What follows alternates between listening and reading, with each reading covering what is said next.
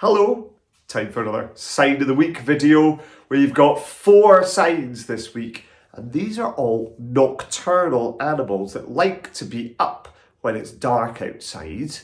They stay up during the night and then they go to bed when it's light again. Our first one is owl. Take our 2 hands and we make almost like binoculars. We put them in front of our eyes and we tip them like this. Owl. Can you do that? Owl. Owl. Our next one's a fox. For this one, we take 2 fingers and our thumb and we go down from our nose. Fox. And you pull your fingers to your thumb together like that when you go down. Fox.